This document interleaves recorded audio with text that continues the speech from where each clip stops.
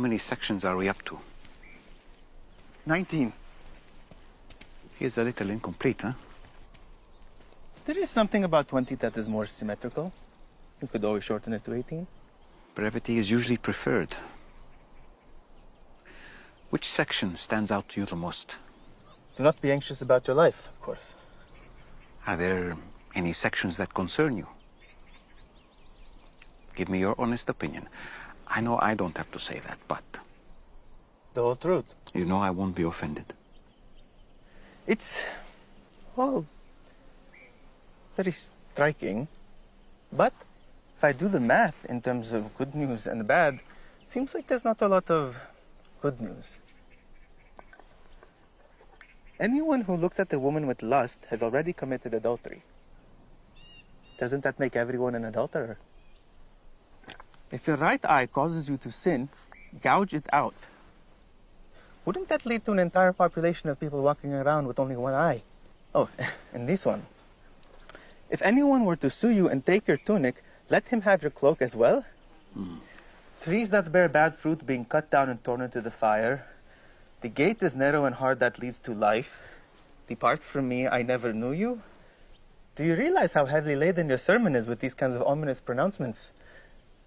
I haven't even named half of them. It's a manifesto, Matthew. I'm not here to be sentimental and soothing.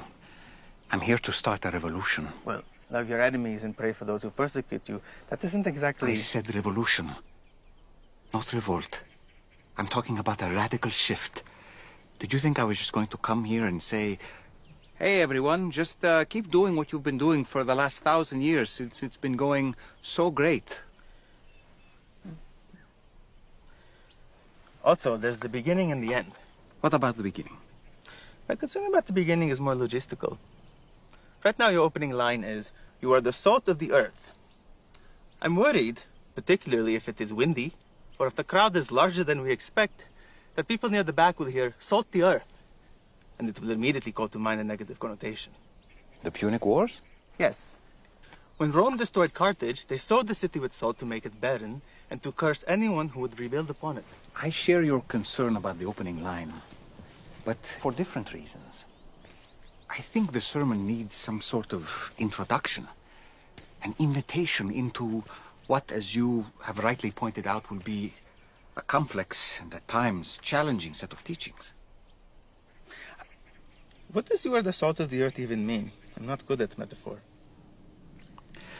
Salt preserves meat from corruption. It slows its decay. I want my followers to be a people